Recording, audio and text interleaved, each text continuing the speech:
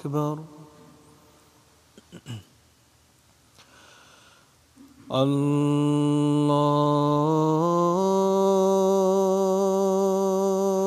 الله أكبر.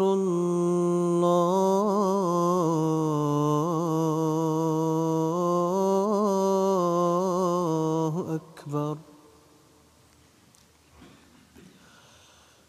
أشهد أن لا إله إلا الله. أشهد أن لا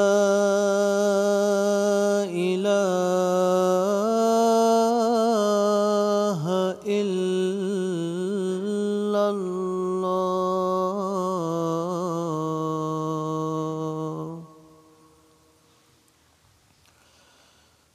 أشهد أن محمدًا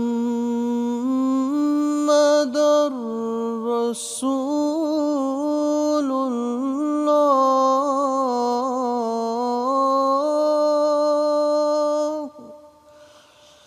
أشهد أن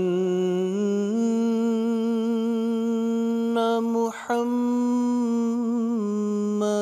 رسول الله.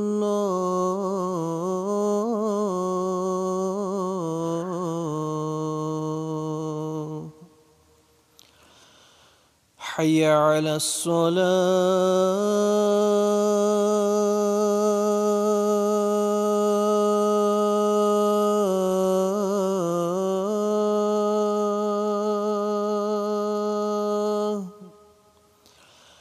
حي على الصلاة.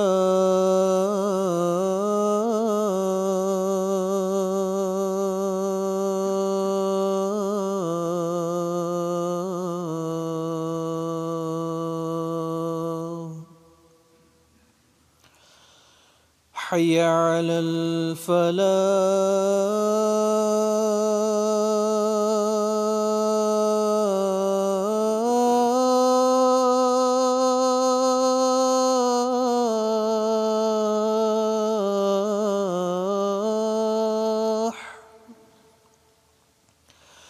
حي على الفلاح.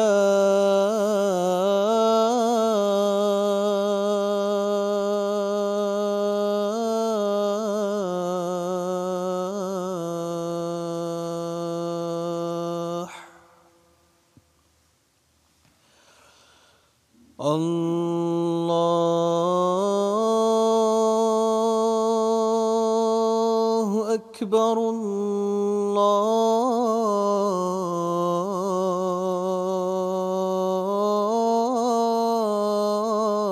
الله أكبر.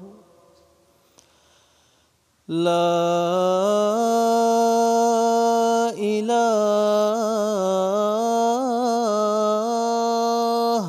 إلا الله.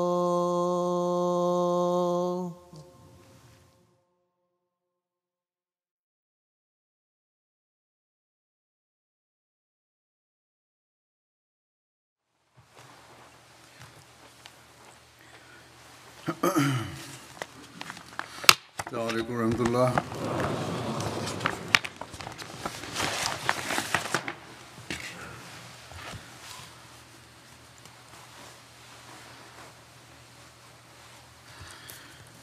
أشهد أن لا إله إلا الله وحده لا شريك له وأشهد أن محمدًا عبده ورسوله. أما بعد فأعوذ بالله من الشيطان الرجيم. بسم الله الرحمن الرحيم. الحمد لله رب العالمين. الرحمن الرحيم. مالك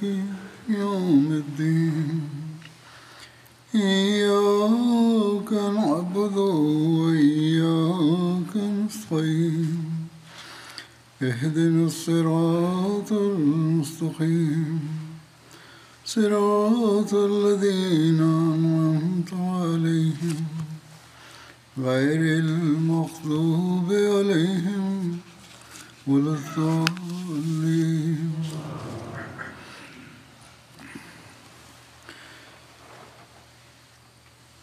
Hazrat Muslim Maud radhiyallahu anhu Sehubungan dengan peristiwa yang berkaitan dengan perang Uhud, Hazrat Muslim Maud radhiyallahu an menerangkan Rasulullah Shallallahu Alaihi Wasallam mengumpulkan orang-orang yang terluka dan para syuhada. Mereka yang terluka dirawat dan beliau mengatur penguburan para syuhada. Pada saat itu, beliau mengetahui bahwa orang-orang kafir Mekah yang zalim juga telah memotong tubuh para syuhada. Di antara mereka adalah paman beliau, Hazrat Hamzah juga. Beliau Shallallahu Alaihi Wasallam merasa sangat sedih menyaksikan hal ini dan bersabda, dengan perbuatan mereka sendiri, orang-orang kafir telah membenarkan tindakan balas dendam mereka, padahal kita mengharamkannya.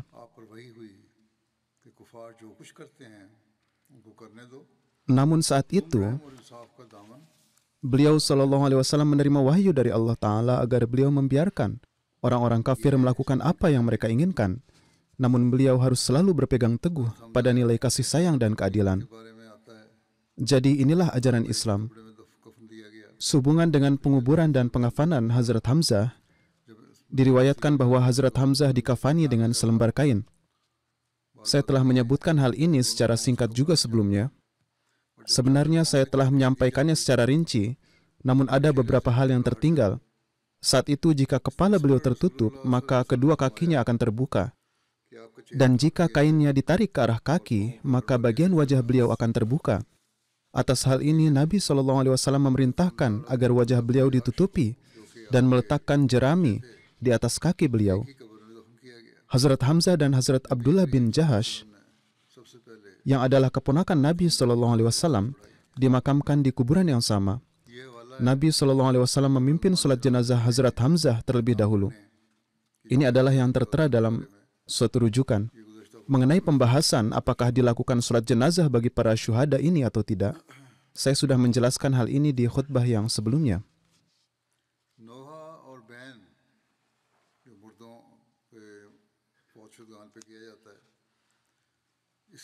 Nabi SAW melarang umat Islam untuk berteriak menangisi orang yang telah wafat, dan beliau menyampaikan pelarangan ini dengan cara yang sangat bijaksana. Dalam sebuah riwayat, tertera bahwa Hazrat Abdullah bin Umar meriwayatkan, ketika Nabi SAW kembali dari perang Uhud, beliau mendengar istri-istri kaum Ansar meratapi suami mereka. Beliau SAW bersabda, ada apa? Apakah tidak ada orang yang menangisi Hamzah? Ketika para wanita Ansar menyadarinya, mereka lalu meratapi syahidnya Hazrat Hamzah juga. Setelah itu Nabi SAW tertidur. Beliau mungkin berada jauh dari mereka saat itu, yaitu di masjid. Ketika beliau bangun, para wanita itu masih meratap dengan cara yang sama. Nabi SAW bersabda, apakah mereka akan terus menangisi Hamzah pada hari ini? Apakah mereka tidak akan berhenti? Suruh mereka pulang. Setelah itu Nabi SAW memerintahkan mereka untuk kembali ke rumah mereka dan supaya tidak meratapi kewafatan siapapun setelah hari itu. Oleh karena itu, dengan cara inilah Nabi SAW melarang mereka untuk meratapi orang yang meninggal dan menghapus segala bentuk ratapan dan jeritan atas mereka yang mati.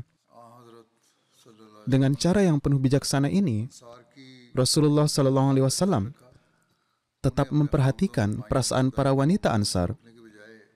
Alih-alih mencegah mereka meratapi kehilangan suami dan saudara-saudara mereka, beliau malah menyebut Hazrat Hamzah dan menyatakan bahwa tidak ada seorang pun yang menangisinya.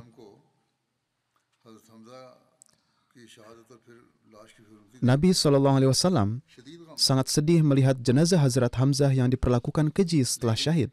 जब देखा कि Namun beliau, ketika melihat bahwa para wanita Ansar tidak henti-hentinya meratap, di mana ini adalah suatu kebiasaan Arab saat itu, अपना नमूना पेश कर दिया, maka beliau memperlihatkan सब्र की तलकीन keteladanan beliau ऐसी dan memerintahkan mereka untuk tetap bersabar.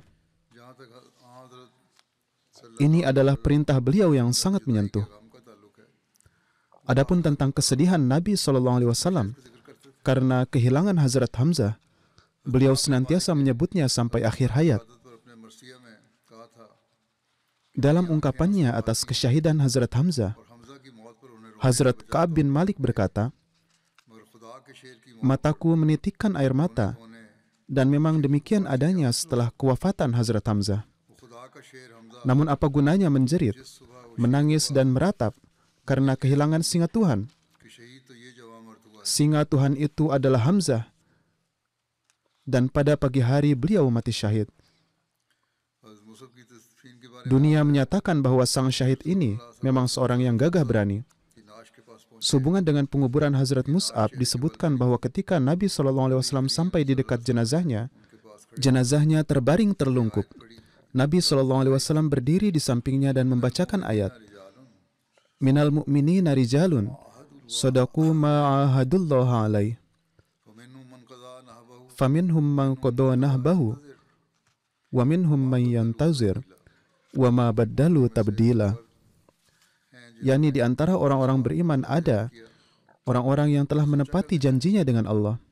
बस इनमें से वो भी हैं Jadi di antara mereka ada yang telah menunaikan janjinya और इनमें से वो dan ada pula yang masih terus menunggu. कर रहा है और उन्होंने हरगिज़ अपने तर्ज अमल Dan mereka tidak memperlihatkan perubahan dalam amalan mereka. नबी करीम सल्लल्लाहु अलैहि वसल्लम ने फरमाया इन्ना Setelah itu Nabi SAW bersabda, "Inna Rasulullahi yashhadu annakum syuhada indallahi yaumil qiyamah." Yakni Rasul Tuhan bersaksi bahwa kalian akan menjadi orang-orang yang syahid di hadapan Allah pada hari kiamat. Kemudian Nabi SAW bersabda kepada para sahabat, सलाम भेजो "Kunjungilah ia dan kirimkanlah salam kepadanya.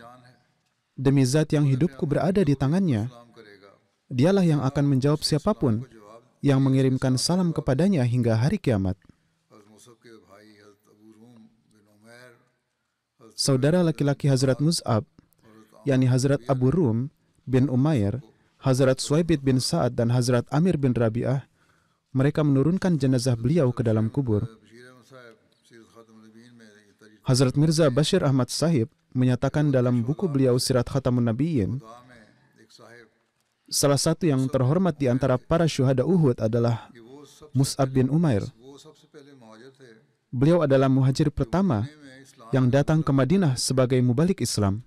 ज़माना जाहिलियत Pada masa jahiliyah, के नौजवानों में di kalangan pemuda Mekah, Mus'ab dianggap sebagai orang yang berpakaian paling bagus dan mewah, और बड़ा serta hidup dalam kenyamanan dan kemewahan yang luar biasa.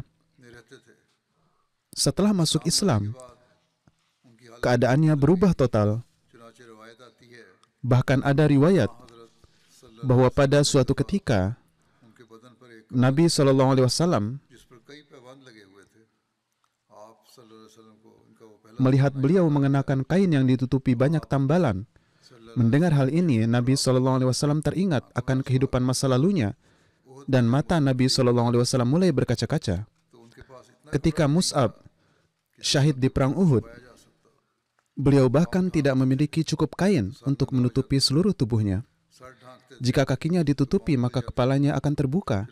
Dan jika kepalanya ditutupi, maka kakinya akan terbuka. Sir को कपड़े Oleh karena itu, sesuai petunjuk Nabi SAW, kepala beliau ditutupi dengan kain dan kakinya ditutupi dengan jerami.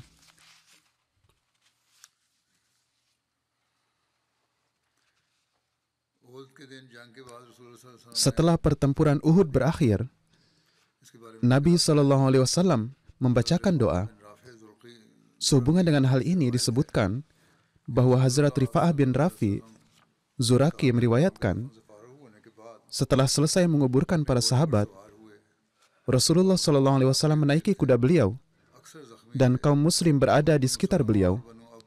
Kebanyakan berada dalam kondisi luka dan sebagian besar korban luka berasal dari suku Bani Salamah dan Banu Abdul Ash'al. Ada juga 14 wanita di sekitar Nabi SAW. Ketika mereka sampai di kaki Uhud, beliau berkata, "Bentuklah barisan kalian, saya akan panjatkan doa kepada Tuhan." Lalu mereka membentuk barisan dan para wanita membentuk barisan di belakang mereka. Lalu beliau berdoa, Allahumma lakal hamdu kulluhu Allahumma la qabiza lima basatta wala basita lima qabazta wala hadiya liman azlalta wala muzilla liman hadayta wala mughtiya lima mana'ata wala maniya lima atayt wala muqarriba lima ba'atta wala mubida lima qarrabta Allahumma absut alayna min barakatika wa rahmatika wa fazlika wa rizqik Allahumma inna nasaluka an-na'ima na'im al-muqim alladhi la yahulu wa la yazul Allahumma inna nasaluka an-na'ima yawm al-'ayla Allahumma inna nasaluka al-amna yawm al-khawf wal-ghina yawm al-faqr اللهم إني أعوذ بك من شر ما أتيتنا ومن شر ما منعتنا اللهم حبب إلينا الإيمان وزينه في قلوبنا وكره إلينا الكفر والفسوق والعصيان واجعلنا من الراشدين اللهم توفنا مسلمين وأحينا مسلمين وألحقنا بالصالحين غير خزايا ولا مفتونين اللهم قاتل الكفرة الذين يكذبون رسلك ويصدون عن سبيلك واجعل عليهم رزقك وعذابك اللهم قاتل الكفرة الذين أوتوا الكتاب وإله الحق آمين. Ya Allah, "Wahai Allah, segala puji hanya milik-Mu. Wahai Allah, tidak ada yang bisa menghentikan apa yang Engkau anugerahkan, dan tidak ada yang bisa mengabulkan apa yang Engkau hentikan. Tidak ada seorang pun yang dapat memberi petunjuk kepada orang yang telah Engkau anggap sesat, dan tidak pula ada yang dapat menyesatkan orang yang telah Engkau bimbing. Tidak seorang pun dapat memberikan apa yang telah Engkau tahan, dan tidak pula ada yang dapat menahan apa yang hendak Engkau berikan. Tidak ada seorang pun yang dapat mendekatkan apa yang Engkau jauhkan, dan tidak pula ada yang dapat menjauhkan apa yang telah Engkau dekatkan. Wahai Allah, berikanlah kami berkah, rahmat, nikmat, dan rezeki-Mu yang melimpah. Wahai Allah, kami mohon kepadamu nikmat yang kekal, yang tidak dapat diubah dan dihilangkan. Wahai Allah, kami memohon kepadamu keberkatan di hari kefakiran, keamanan di hari ketakutan, dan kekayaan di hari kesusahan. Wahai Allah, aku berlindung kepadamu dari keburukan sesuatu yang telah Engkau turunkan kepada kami, dan dari keburukan apa yang telah Engkau larang untuk kami. Wahai Allah, jadikanlah iman kami sebagai sesuatu yang kami cintai, dan hiasilah hati kami dengannya. Jadikanlah kami menjauhi kekufuran, kesesatan, dan pemberontakan, serta tempatkanlah kami di antara orang-orang yang mendapat petunjuk.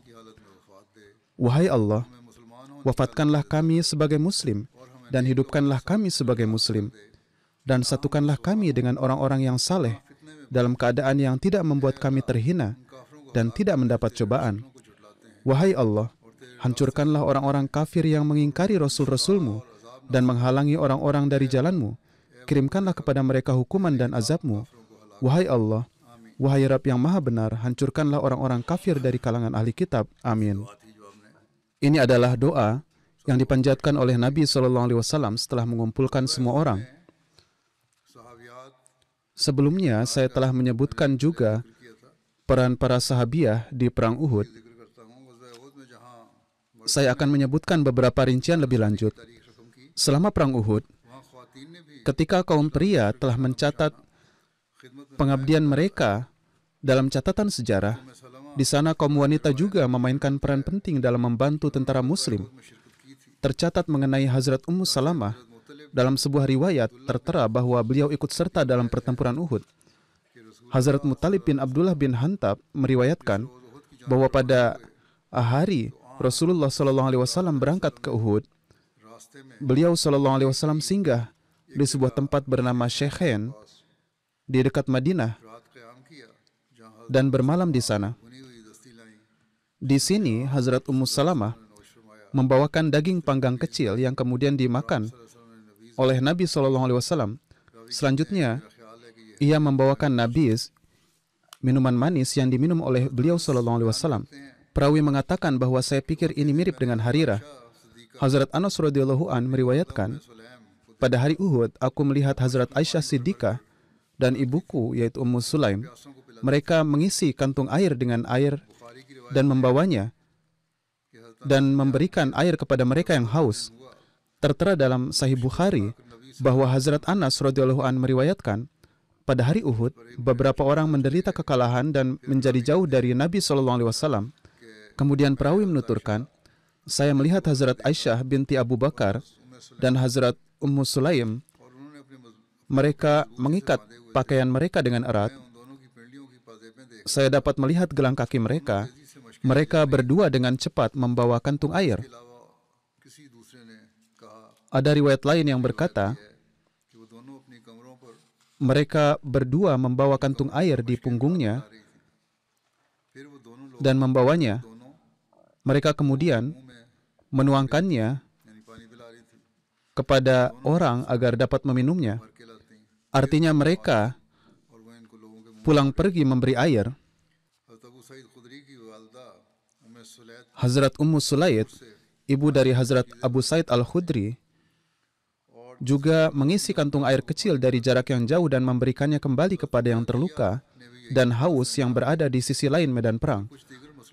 Hazrat Ummu Atiyah juga memberikan pengkhidmatan yang sama, namun ada beberapa wanita muslim lain yang benar-benar berperang melawan musuh dengan tombak dan pedang di tangan mereka. Salah satunya adalah Hazrat Ummu Ammarah, seperti yang telah saya sebutkan dalam khutbah sebelumnya, yaitu ketika beliau melihat Ibnu Kamiyah menyerang Nabi SAW, beliau berdiri teguh untuk melawan tentara Arab yang berpengalaman ini tanpa rasa takut dan menyerangnya. Berkali-kali beliau memaksanya mundur. Ibnu Abi Syaibah dan Imam Ahmad bin Hambal meriwayatkan dari Hazrat Abdullah bin Mas'ud bahwa di hari Uhud, para wanita berdiri di belakang para pria dan membunuh orang-orang kafir yang terluka. Beberapa sahabat wanita datang ke perang Uhud setelah pertempuran. Oleh karena itu diriwayatkan bahwa ketika orang-orang kafir pergi, para wanita mendatangi para sahabat. Di antara mereka adalah Hazrat Fatimah, putri Rasulullah SAW radhiyallahu anha. Ketika bertemu, Hazrat Fatimah memeluk beliau erat-erat dan mulai membersihkan luka Rasulullah SAW. Hazrat Ali menuangkan air menggunakan perisainya, namun banyak darah yang mengalir. Hazrat Fatimah membakar pelepah kering dan dijadikan abu dan menggunakannya untuk menutup luka, sehingga darah pun berhenti mengalir. Untuk mendapatkan berita tentang pertempuran Uhud, Hazrat Aisyah meninggalkan rumahnya bersama para wanita Madinah. Saat itu, ayat mengenai hijab belum diturunkan. Ketika Hazrat Aisyah mencapai Harrah, beliau bertemu Hazrat Hindun binti Amr yang merupakan saudara perempuan Hazrat Abdullah bin Amr. Hazrat Hindun binti Amr sedang mengemudikan untanya. Di atas unta ini terdapat jenazah suaminya, yaitu Hazrat Amr bin Jamu, putra beliau yaitu Hazrat Khalad bin Amr, dan saudara laki-laki beliau yaitu Hazrat Abdullah bin Amr. Ketiga mayat itu berada di atas unta. Ketika Hazrat Aisyah mencoba untuk mendapatkan berita tentang medan perang, beliau bertanya kepadanya, apakah kamu mempunyai berita tentang orang-orang, bagaimana keadaan mereka ketika kamu meninggalkan mereka? Hazrat Hindun menjawab, Nabi SAW baik-baik saja. Dan setelah beliau sallallahu alaihi wasallam, semua musibah adalah mudah untuk ditanggung. Beliau saat itu tengah membawa jenazah 3 keluarga beliau, yaitu suami, putranya, dan saudara beliau. Ketika ditanya, beliau menjawab, selama Nabi sallallahu alaihi wasallam baik-baik saja, maka semua adalah baik-baik saja. Sekarang saya akan menguburkan mereka, dan selama beliau sallallahu alaihi wasallam baik-baik saja, maka ini tidaklah mengapa bagi saya. Hazrat Ummu Ammarah meriwayatkan, di hari perang Uhud, saya pergi ke sana untuk melihat apa yang terjadi pada pasukan Muslim.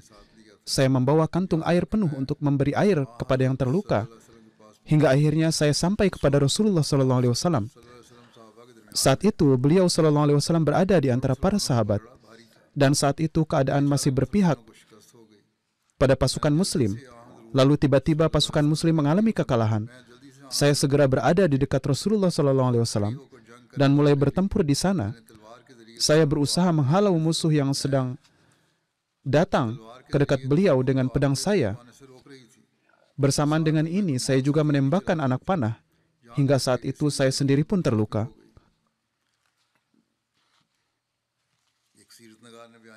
Seorang penulis sejarah menerangkan bahwa wanita yang berperang di perang Uhud, dan pada saat pasukan Muslim dikalahkan, beliau dengan gagah berani melindungi Rasulullah SAW dengan menembakkan anak panah adalah Hazrat Ummu Ammarah. Selain Nusaybah Maziniyah, yakni Hazrat Ummu Ammarah, tidak disebutkan ada wanita lain yang ikut berperang di perang Uhud. Memang beberapa sejarawan telah menyebutkan bahwa ada beberapa wanita Muslim yang datang ketika kaum musyrik telah meninggalkan medan perang, dan di sana mereka membantu merawat yang terluka, memberi air, dan lain-lain. Di antara wanita itu adalah Hazrat Aisyah, istri Nabi SAW, dan putri beliau, Fatimah Az-Zahra. Seorang perawi menyebutkan dalam sebuah hadis Sahih Bukhari, saya melihat Hazrat Aisyah dan Hazrat Ummu Sulaim, keduanya dengan cepat tengah datang membawa kantung air di punggung mereka dan memberikan air untuk orang-orang. Mereka kemudian pergi untuk mengisinya dan kembali lagi memberi air kepada orang-orang. Seorang penulis menulis bahwa ketika pertempuran semakin dahsyat, ada beberapa wanita Muslim yang bersiap untuk memberikan bantuan kepada pasukan Muslim. Di antara para wanita itu ada Hazrat Ummu Aiman, yang merupakan ibu susu Nabi SAW. Para sejarawan menyebutkan bahwa ketika sekelompok tentara Muslim yang kalah ingin pulang ke Madinah, mereka lalu bertemu Hazrat Ummu Aiman, yang lalu melemparkan segenggam tanah ke wajah mereka dan menegur mereka dengan keras seraya berkata, ambillah alat menjahit ini, yakni alat yang digunakan perempuan untuk menjahit atau menenun benang, dan serahkanlah pedang kalian. Artinya mereka dapat menyerahkan pedang mereka dan melakukan tugas perempuan karena mereka tidak sanggup berperang. Selanjutnya, Hazrat Ummu Aiman bergegas ke medan perang dan membantu yang terluka. Saat itu masih terjadi pertempuran di sekitar Rasulullah SAW. Hingga saat tengah memberi bantuan, Hazrat Ummu Aiman terkena panah dari orang-orang musyrik. Dalam Al-Kamil Fit Tarikh, karya Ibnu Asir, tertera Hazrat Ummu Aiman sedang memberikan air kepada orang-orang yang terluka, dan saat itu Hibban bin Arika menembakkan anak panah ke arah beliau sehingga beliau pun terjatuh dan sebagian tersingkap. Melihat hal ini, para musuh Tuhan pun tertawa. Hal ini membuat Nabi SAW sangat sedih. Beliau memberikan anak panah tanpa mata panah kepada Hazrat Sa'id bin Abi Waqqas dan memerintahkannya untuk menembakkannya. Hazrat Sa'ad menembakkan anak panah itu dan mengenai dada Hibban. Ia jatuh terlentang dan dirinya pun tersingkap. Atas hal ini, Rasulullah SAW tersenyum dan bersabda, saat telah membalaskan dendam Ummu Aiman. Seorang sejarawan menulis, ketika pertempuran selesai, ada beberapa wanita Muslim yang pergi ke medan jihad. Penulis itu lebih lanjut menyatakan bahwa para wanita yang berani ini pergi ke medan perang ketika umat Islam mengejar kaum musyrik. Dan pada saat itu mereka dapat merasakan bahwa kemenangan sudah dekat. Singkatnya, para wanita Muslim pergi ke medan perang pada saat itu. Dan ini semua adalah kemungkinan karena mereka secara resmi bukan bagian dari tentara Muslim. Pertama, ketika berita kemenangan awal umat Islam sampai ke Madinah, mereka mungkin datang ke Uhud setelah mendengar berita tersebut. Namun saat mereka tiba, jalannya pertempuran telah berubah. Oleh karena itu wanita muslim pun ikut bertempur di medan perang. Kedua, masuk akal juga bahwa ketika berita syahidnya Nabi SAW sampai kepada mereka, maka wanita ini menjadi gelisah dan berangkat ke Uhud. Mereka tiba di saat akhir pertempuran, di mana di antaranya ada yang berusaha melakukan pertahanan dan ada yang mulai merawat yang terluka. Bagaimanapun Allah lah yang Maha Tahu. Dalam menerangkan peristiwa perang Uhud, Hazrat Sa'ad meriwayatkan, pada hari Uhud, Nabi SAW merujuk pada kedua orang tua beliau sendiri dengan bersabda, semoga mereka berkorban untuk Sa'ad. Hazrat Sa'ad meriwayatkan, ada seorang laki-laki dari kalangan musyrik yang telah menimbulkan masalah bagi kaum muslim. Nabi SAW bersabda kepada beliau, yakni kepada Hazrat Sa'ad, tembakkanlah anak panah, semoga ayah ibuku berkorban untukmu. Hazrat Sa'ad berkata, saya menembakkan satu anak panah yang tidak memiliki mata panah ke perutnya orang musyrik itu, dan ia pun mati dan tubuhnya tersingkap. Lalu saya melihat Nabi SAW tersenyum. Dalam riwayat lain, peristiwa ini telah dicatat sebagai berikut. Dalam beberapa buku sejarah, orang musyrik itu bernama Hibban. Ia menembakkan anak panah yang mengenai Hazrat Ummu Aiman di bagian bawah tubuhnya saat beliau sibuk menyediakan air untuk yang terluka. Atas hal ini Hibban tertawa. Rasulullah SAW lalu memberikan satu anak panah kepada Hazrat Sa'ad yang kemudian mengenai tenggorokan Hibban. Ia terjatuh ke belakang dan dirinya pun tersingkap.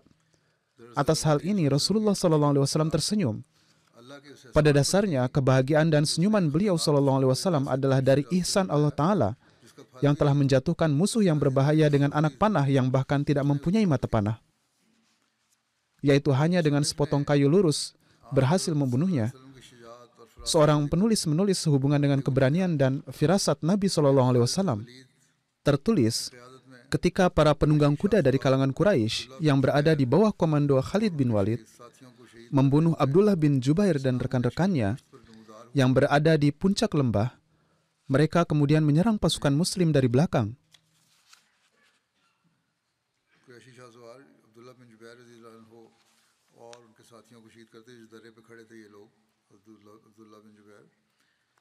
Pada saat itu, hanya ada 9 sahabat yang ada bersama Rasulullah SAW, karena orang-orang muslim lainnya telah pergi jauh untuk mengejar musuh. Begitu Nabi SAW melihat Khalid bin Walid dan pasukan penunggang kuda Quraisy, beliau segera mengambil keputusan yang berani. Saat itu sangat mudah bagi Nabi SAW untuk pergi ke tempat yang aman, karena pasukan berkuda belum melihat beliau. Sementara jika melakukan hal demikian, maka pasukan muslim lain akan mengalami kerugian yang sangat besar. Beliau SAW bisa saja melindungi diri beliau sendiri, namun jika beliau melakukannya, maka akan merugikan tentara muslim yang lain. Oleh karena itu, alih-alih lari dari sana, Rasulullah SAW dengan lantang menyeru agar pasukan muslim menoleh ke belakang. Namun karena tentara Islam berada jauh di depan, maka dapat dipastikan para pasukan berkuda musyrik juga akan mendengarnya. Di masa cobaan yang begitu besar ini, keteladanan keberanian Rasulullah SAW tampak jelas karena beliau memutuskan untuk menyelamatkan nyawa para sahabat beliau dengan mempertaruhkan nyawa beliau sendiri. Beliau SAW dengan sangat lantang berseru, "Wahai hamba Allah, ke sini." Suara beliau bergema di seluruh penjuru. Para sahabat mengetahui situasi sulit tersebut karena jarak mereka cukup jauh. Oleh karena itu, sekelompok penunggang kuda dari suku Quraisy menyerang Rasulullah SAW, dan para tentara berkuda yang lain pun dengan cepat mulai mengepung kaum muslim. Kemudian, berkenaan dengan saat Rasulullah SAW terluka dan bagaimana beliau tetap tenang dan terus membimbing dan memberi kekuatan kepada para sahabat, Utbah bin Abi Waqqas, yang adalah saudara Hazrat Sa'ad bin Abi Waqqas, ia melemparkan sebuah batu ke arah Nabi SAW yang mengenai wajah beliau, dan akibatnya gigi seri bawah beliau patah dan bibir bawah beliau robek. Allamah Hajar Asqalani, penafsir Sahih Bukhari, menulis, ada gigi beliau yang patah, tetapi tidak keluar dari akarnya. Bagaimanapun Nabi SAW memanjatkan doa berikut terhadap Utbah bin Abi Waqqas, Allahumma la yahulu alaihil haulu hatta yamuta kafiran. Wahai Allah, sebelum lewat 1 tahun, matikanlah ia dalam keadaan kafir. Allah Ta'ala menerima doa beliau SAW, dan ia dibunuh oleh Hatib bin Abi Balta pada hari yang sama. Hazrat Hatib berkata, ketika saya melihat perbuatan tercela Utbah bin Abi Waqqas tersebut, saya segera bertanya kepada Nabi SAW, di mana Utbah berada. Beliau SAW menunjuk ke arah perginya, dan saya segera mengejarnya. Akhirnya saya sampai padanya dan segera menyerangnya dengan pedang dan memenggal kepalanya hingga jatuh agak jauh. Saya kemudian mengambil pedang dan kudanya dan membawanya ke hadapan Nabi SAW. Mendengar berita ini, beliau SAW 2 kali bersabda, radhiyallahu anka, yakni Allah telah ridha kepadamu, Allah telah ridha kepadamu. Di perang Uhud, suami Hazrat Ummu Ammarah atau Nusaybah radhiyallahu anha, yakni Hazrat Zaid bin Asim, dan kedua putranya, Khubayb bin Abdullah, ikut serta dalam pertempuran tersebut. Saya telah menyebutkan peristiwa ini juga sebelumnya. Rasulullah SAW bersabda sehubungan dengan mereka semua, semoga Allah melimpahkan rahmatnya kepada rumah tanggamu. Atau menurut riwayat lain, beliau bersabda, semoga Allah melimpahkan keberkatan kepada rumah tanggamu. Atas hal ini, Hazrat Ummu Ammarah radhiyallahu anha bertanya kepada beliau, mohon kiranya berdoa kepada Allah supaya kami nanti bersama engkau di surga. Seraya berdoa, beliau SAW bersabda, wahai Allah, jadikanlah mereka sebagai sahabat dan temanku di surga. Atas hal ini, Hazrat Ummu Ammarah berkata, saya tidak lagi khawatir dengan apa yang akan terjadi padaku di dunia ini. Ini adalah keberanian besar dari seorang sahabiah yang sangat mukhlis ini, dan ini adalah contoh kecintaan serta kesetiaan tinggi mereka terhadap Rasulullah SAW. Mereka menganggap dunia ini tidak ada apa-apanya dibandingkan dengan mencari keridhaan Allah Ta'ala dan berkorban demi agamanya. Kadang-kadang perempuan bisa menjadi sangat duniawi, tetapi para wanita ini adalah wanita yang siap berkorban demi keimanan mereka. Penjelasan ini akan saya lanjutkan kemudian insya Allah. Setelah sholat Jumat akan ada sholat jenazah gaib untuk beberapa anggota yang wafat, dan saya juga akan menyampaikan perihal mereka. Yang pertama adalah Tuan Ghassan Khalidun Naqib Sahib. Beliau berasal dari Suriah dan baru saja wafat di usia 78 tahun. Innalillahi wa inna ilaihi roji'un. Almarhum adalah seorang musi dan meninggalkan seorang istri, 1 putra dan 1 putri. Beliau baiat pada masa Hazrat Khalifatul Masih Rabi rahimahullah. Kemudian melalui tablik beliau, putra beliau pun baiat. Istri dan putri beliau belum baiat. Putra beliau, Hassamun Naqib Sahib, menulis, ayah saya seperti halnya sahabat karib bagi saya. Beliaulah yang menunjukkan kepada saya jalan untuk menerima Hazrat Masih Maud alaihissalam. Pada tahun 1990-an, ayah saya mengenal jemaat melalui program Likam Al-Arab. Sebelumnya, pandangan ayah saya tentang agama hanya mengajarkan tentang perlakuan baik terhadap orang lain. Namun saat melihat acara Likam Al-Arab, beliau menyatakan bahwa jika ada ulama yang berbudi luhur, maka orang tersebut adalah sosok tersebut, yaitu Hazrat Khalifatul Masih Rabi rahimahullah. Dan inilah agama Islam yang sebenarnya yang disampaikan oleh mereka ini. Pada saat itu, ayah saya berusia sekitar 50 tahun. Dan beliau mulai belajar sholat, karena sebelumnya beliau belum pernah sholat. Namun setelah itu, beliau menjalankan sholat dengan sedemikian teratur, sehingga saya tidak tahu bahkan kapan beliau pernah melewatkan sholat tahajud. Ayah saya baiat pada tahun 2003, dan sekitar 1 bulan kemudian mentabligi saya juga hingga baiat. Ini terjadi di hari-hari terakhir Hazrat Khalifatul Masih Rabi. Ketika ayah saya mengetahui tentang nizam wasiat melalui Tuan Abdul Haibati, seorang mubalik jemaat. Beliau langsung ikut serta dalam nizam wasiat. Pada saat itu, beliau diminta untuk terlebih dahulu membaca buku Al-Wasiat. Dan beliau menjawab bahwa beliau pasti akan membacanya dan berusaha juga untuk memahaminya. Namun hal ini tidak akan mempengaruhi kecintaannya pada nizam ini dan keinginan kuatnya untuk bergabung di dalamnya. Bahkan hal itu akan semakin meningkatkan keyakinan beliau akan hal ini karena beliau sudah yakin akan kebenarannya sebelumnya. Ketika ayah saya diperkenalkan dengan jemaat, apapun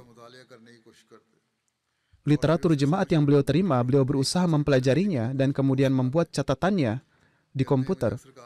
Beliau sering bercerita kepada saya bahwa beliau berdoa agar Allah Ta'ala memberi beliau umur yang cukup panjang sehingga beliau dapat membaca semua tulisan Hazrat Masih Maud alaihissalam dan para khalifah beliau, supaya dengan demikian beliau dapat menebus segala sesuatu yang telah beliau lewatkan dalam kehidupan sebelumnya sebelum menjadi Ahmadi. Beliau sangat menyukai Tafsir Kabir karya Hazrat Muslih Maud radhiyallahu an dan telah membacanya beberapa kali. Setiap kali saya membutuhkan informasi mengenai suatu topik, ayah saya mengambil semua rincian mengenai topik tersebut dari tulisan Hazrat Masih Maud alaihissalam, Hazrat Muslih Maud radhiyallahu an dan para khalifah beliau. Beliau juga membantu pengecekan terjemah khutbah Jumat yang saya sampaikan langsung dari sini. Demikian pula beliau biasa menghabiskan waktu berjam-jam mengerjakan pekerjaan apapun yang ditugaskan oleh Arabic Desk kepada beliau untuk diperiksa. Kadang-kadang saya meminta beliau untuk beristirahat dan beliau berkata bahwa beliau menemukan kenyamanan saat terlibat dalam pekerjaan jemaat. Seringkali ketika memeriksa terjemah buku-buku Hazrat Masih Maud alaihissalam dan para khalifahnya, beliau menjadi sangat tersentuh. Ketika beliau baiat, beliau menceritakan kisah seorang sahabat Hazrat Masih Maud alaihissalam. Sahabat itu setelah baiat kembali ke desanya dan mengetuk setiap pintu dan memberitahu mereka tentang kedatangan Hazrat Masih Maud alaihissalam. Setelah itu ayah saya menerapkan cara yang sama, yaitu meskipun beliau bertemu seseorang selama 5 menit, beliau akan memberitahu tentang kedatangan Hazrat Masih Maud alaihissalam. Beliau mengatakan bahwa adalah tugas beliau untuk menyampaikan kabar gembira tentang kedatangan Hazrat Masih Maud alaihissalam. Jika ada yang mampu memahaminya, maka alhamdulillah. Namun jika mereka belum mampu memahaminya, maka setidak-tidaknya beliau telah menabur benih dan menumbuhkannya. Adalah tugas Allah Ta'ala, Sang Maha Pemberi Petunjuk. Kemudian Tuan Wasim Muhammad dari Syria menulis tentang beliau. Setelah sholat Jumat, almarhum biasa menyampaikan daras dengan cara luar biasa. Pada tahun 2019 hingga 2022, beliau berkhidmat sebagai sekretaris Isyaat. Beliau sangat gemar membaca buku Hazrat Masih Maud alaihissalam. Beliau sering menulis arti dan penjelasan kata-kata sulit yang terdapat dalam buku-buku Hazrat Masih Maud alaihissalam. Beliau mempelajari terjemahan Tafsir Kabir karya Hazrat Muslih Maud radhiyallahu an dan mengutip kisah-kisah para anbiya dan menyusunnya dalam sebuah buku yang ringkas. Buku ini tersedia di situs jemaat berbahasa Arab dan para anggota jemaat, khususnya anak-anak, dapat mengambil banyak manfaat dari buku ini. Tuan Abada Barbuci, editor majalah At-Taqwa, mengatakan, almarhum memiliki banyak sifat-sifat istimewa. Beliau mempunyai ikatan cinta dan kesetiaan yang luar biasa dengan khilafat. Meskipun usianya sudah lanjut dan mempunyai pekerjaan, almarhum berkhidmat secara sukarela untuk majalah At-Taqwa, dan kapanpun beliau diberikan tugas, beliau menganggapnya sebagai suatu kehormatan. Selama 7 tahun, almarhum banyak membantu kami dalam mengetik At-Taqwa edisi lama. Semoga Allah Ta'ala memberikan ampunan dan rahmat kepada almarhum, meninggikan derajat almarhum dan mengabulkan doa-doa almarhum untuk anak-anaknya. Jenazah berikutnya adalah Nyonya Noshaba Mubarak, istri dari Tuan Jalis Ahmad, mubalik di Departemen Arsip dan Al-Hakam. Beberapa hari yang lalu, beliau mengalami kecelakaan ketika kembali ke Pakistan dalam perjalanan antara Rabuah dan Lahore yang mengakibatkan kewafatan beliau. Inna lillahi wa inna ilaihi raji'un. Beliau meninggalkan suami, orang tua, 4 saudara laki-laki dan 2 saudara perempuan. Wasiat almarhumah sedang diproses ketika beliau wafat secara tiba-tiba. Bagaimanapun masih dalam proses dan insya Allah wasiatnya akan diterima. Karena itu beliau adalah seorang musiah.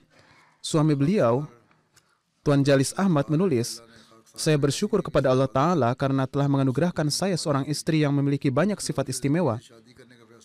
Beliau memutuskan untuk menikah dengan seorang wakaf zindagi. Beliau selalu mendahulukan agama dan tidak pernah sekalipun beliau menuntut apapun dari saya. Beliau selalu menjadi sarana kebahagiaan bagi orang lain. Beliau mengkhidmati jemaat dalam berbagai jabatan. Beliau berkhidmat sebagai asisten sekretaris mal dan asisten sekretaris wasiat. Beliau berkhidmat dengan penuh kerja keras dan semangat besar. Kemudian menuturkan, beliau juga membantu saya dalam tugas saya. Beliau tidak pernah keberatan dengan tugas jemaat yang saya laksanakan dan tidak pernah menuntut apapun. Pada hakikatnya, beliau memahami ruh wakaf yang sebenarnya. Setiap Ramadan, beliau menghatamkan Al-Quran setidaknya 3 kali dan terkadang 4 kali lengkap dengan terjemahannya. Beliau sangat menghormati dan mencintai khilafat. Ibu beliau, Nyonya Zaibun Nisa, menuturkan, almarhumah adalah putri bungsu saya. Ia mencintai semua orang dan sangat ramah. Ia memberi kami banyak cinta dan paling bijaksana di antara semua anak saya. Beliau rutin melaksanakan sholat dan berpuasa dan senantiasa terdepan dalam melakukan pekerjaan-pekerjaan jemaat. Saya dulu adalah sadar lajnah di desa Pirkot Tani di Hafiz Abad, dan beliau banyak membantu saya dalam pekerjaan saya. Setelah datang ke Rabuah pun, beliau membantu saya dalam pekerjaan jemaat. Kakak laki-laki beliau, Kamran Syahid, menuturkan, almarhumah adalah cicit dari Hazrat Mia Nizamuddin Bafanda Sahib radhiyallahu an, sahabat Hazrat Masih Maud alaihissalatu wassalam. Beliau memperlakukan setiap orang baik tua maupun muda dengan penuh kasih sayang dan mencintai semua orang. Beliau mempunyai kesetiaan yang luar biasa dengan khilafat. Semoga Allah Ta'ala meninggikan almarhumah dan memberikan kesabaran kepada keluarganya, baik orang tua, suaminya, dan saudara-saudarinya. Jenazah berikutnya adalah Nyonya Razia Sultanah, istri dari almarhum Tuan Abdul Hamid Khan dari Rabuah. Beliau adalah ibu dari Tuan Abdul Qayyum Pasha yang merupakan Amir Nasional dan Missionary in Charge di Pantai Gading. Beliau wafat beberapa hari yang lalu pada usia 92 tahun. Innalillahi wa inna ilaihi roji'un. Dengan karunia Allah Ta'ala, beliau adalah seorang musi'ah. Tuan Mubalik Qayyum Pasha menulis, beliau adalah kakak perempuan almarhum Tuan Chaudhry Hamidullah, yang dulu adalah wakil ala Tahrik Jadid. Beliau menerima Ahmadiyah pada tahun 1929. Sejak awal, beliau sangat gemar mempelajari Ruhani Khazain. Oleh karena itu, beliau membaca Ruhani Khazain secara lengkap beberapa kali sepanjang hidup beliau. Beliau juga memutalaah Tafsir Kabir dan buku-buku jemaat lainnya. Beliau mendapat karunia sebagai ketua lajnah dan sekretaris mal di halkahnya di Darul Ulum Wasti. Beliau menuturkan, beberapa kerabat saya mengatakan kepada ibu saya bahwa beliau hanya memiliki satu anak laki-laki dan karena suaminya telah meninggal dunia, daripada memasukkan saya ke jamiah untuk menjadi mubalik yang hanya mendapatkan tunjangan sekedarnya, lebih baik beliau memasukkan saya ke tempat lain. Ibu saya menjawab, ia akan pergi ke jamiah. Adapun mengenai rizki, Allah Ta'ala adalah maha pemberi rizki dan saya bertawakal kepadanya. Beliau menuturkan, segera setelah ibu saya menerima uang pensiunnya atau menerima penghasilan dari sumber lain, beliau segera pergi ke rumah sekretaris mal dan membayar canda wasiat. Dan tidak pernah terjadi sekretaris mal harus datang ke rumah untuk memungut canda. Beliau meninggalkan 1 putra dan 2 putri. Seperti yang saya sampaikan, putra beliau adalah Mubalik Tuan Abdul Qayyum Pasha, yang adalah missionary in charge di Pantai Gading. Dan karena sedang menjalankan tugas, beliau tidak dapat menghadiri pemakaman ibundanya. Semoga Allah Ta'ala memberi beliau kesabaran dan ketabahan dan semoga Allah Ta'ala meninggikan derajat ibu beliau. Jenazah berikutnya adalah Nyonya Bushra Begum, istri dari Tuan Dr. Muhammad Salim dari Lahore. Beliau adalah ibu dari Mubalik Tuan Muhammad Naim Azhar, missionary in charge di Sierra Leone. Beliau wafat beberapa hari yang lalu pada usia 78 tahun. Innalillahi wa inna ilaihi roji'un. Dengan karunia Allah Ta'ala, beliau adalah seorang musi'ah. Beliau meninggalkan 2 putra dan 5 putri. Karena sedang di medan pengkhidmatan, putra beliau, Maulana Naim Azhar, tidak bisa menghadiri pemakaman ibunya. Tuan Naim Azhar menulis, ibu saya tidak terlahir sebagai Ahmadi, namun kami memiliki beberapa kerabat Ahmadi, dan beliau memiliki keinginan besar untuk menemukan kebenaran. Beliau banyak berdoa kepada Allah Ta'ala. Setelah itu beliau mendapatkan ketentraman di dalam hatinya dan akhirnya beliau baiat di tangan Hazrat Khalifatul Masih Tsani radhiyallahu taala anhu pada tahun 1964. Beliau dengan setia memegang erat ikatan baiat ini sepanjang hidupnya dan beliau selalu siap untuk berkorban apapun demi Ahmadiyah. Dengan karunia Allah Ta'ala, beliau dawam sholat 5 waktu. Di samping melaksanakan sholat 5 waktu, beliau juga melaksanakan sholat tahajud. Beliau memiliki semangat yang besar dan merupakan wanita yang pemberani. Beliau menanggung kesulitan tanpa banyak berkeluh kesah dan tidak pernah mengeluh. Beliau selalu terdepan dalam ikut serta dalam setiap pengorbanan harta yang diserukan oleh Hazrat Khalifatul Masih. Beliau memberikan pengorbanan hartanya kepada jemaat pada kesempatan pertama, dan setelahnya beliau pun tetap membayar canda sebagai tambahan. Beliau membantu setiap orang yang membutuhkan. Semoga Allah Ta'ala memberikan ampunan dan rahmat kepada almarhumah, serta mengabulkan doa-doa beliau untuk anak-anak beliau. Jenazah berikutnya adalah Tuan Rashid Ahmad Chaudhry Sahib dari Norwegia. Beliau adalah putra dari Tuan Chaudhry Ghulam Hussain Overseer. Beliau wafat beberapa hari yang lalu pada usia 82 tahun. Innalillahi wa inna ilaihi roji'un. Beliau telah sakit selama beberapa waktu yang lama dan beliau berjuang melawan penyakitnya dengan penuh ketabahan dan kesabaran.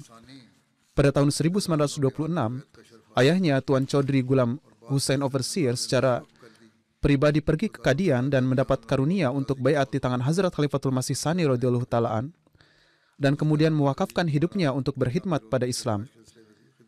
Beliau mendapatkan karunia berkhidmat sebagai qazi di Darul Qaza Kadian dan Rabuah. Beliau juga mendapat karunia berkhidmat dalam pembangunan dan pemeliharaan berbagai gedung jemaat. Tuan Chaudhry Rashid juga mendapat banyak karunia berkhidmat bersama ayah beliau di masa-masa awal Rabuah. Di era Khalifatul Masih kedua dan ketiga, beliau banyak melakukan pengkhidmatan di bidang pemasangan listrik di Kasre Khilafat dan bangunan-bangunan jemaat lainnya. Beliau pindah ke Norwegia pada tahun 1970. Di sana beliau selalu terdepan dalam mengkhidmati jemaat, termasuk pengkhidmatan secara sukarela di gedung misi jemaat pertama di Norwegia. Beliau membantu menghemat sejumlah besar uang jemaat melalui pengkhidmatannya. Beliau lama menjabat sebagai sekretaris umur ammah untuk jemaat Norwegia. Putra beliau Muzaffar Chaudhry dan Munawar Chaudhry menulis, beliau memiliki kecintaan yang mendalam terhadap khilafat. Beliau bertanggung jawab atas semua hal yang berkaitan dengan perjalanan Hazrat Khalifatul Masih Rabi ke Norwegia. Hazrat Khalifatul Masih Rabi rahimahullah biasa menyebut beliau sebagai guide-nya di Norwegia dan juga menyebut jasa beliau dalam khutbah Jum'ah. Sejak saya menjadi khalifah, beliau juga menunjukkan kesetiaan yang luar biasa. Kami juga sudah mengenal satu sama lain sebelumnya, namun hubungan kami semakin tinggi setelahnya. Ayah beliau sangat dekat dengan saya. Sejak masa kecil, kami melihat Tuan Chaudhry Ghulam Hussain selalu tersenyum dan memiliki sifat yang sangat baik. Sifat Tuan Chaudhry Rashid sangat mirip dengan ayahnya. Semoga Allah Ta'ala memberikan ampunan dan rahmat kepada beliau. Beliau selalu siap untuk bersikap kasih sayang kepada siapapun juga, apapun latar belakang agamanya. Beliau meninggalkan seorang istri, 2 putra dan 4 putri.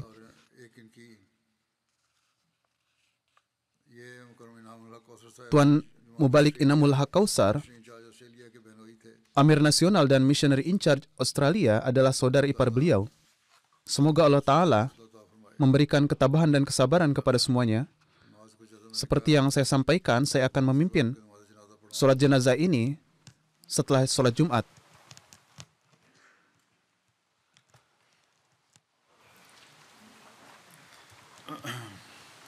Alhamdulillah, alhamdulillah, nahmaduhu wa nasta'inuhu wa nastaghfiruhu wa nu'minu bihi wa natawakkalu alayhi wa na'udzu billahi min shururi anfusina wa min sayyiati a'malina.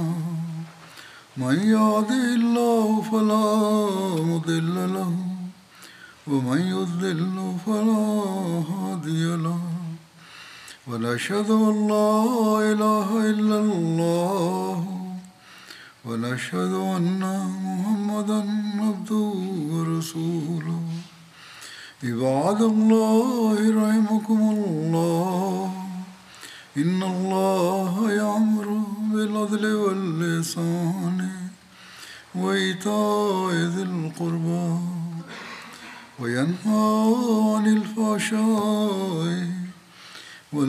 المنكر والبغي يعظكم لعلكم تذكرون اذكروا الله يذكركم وادعوه يستجب لكم ولذكر الله أكبر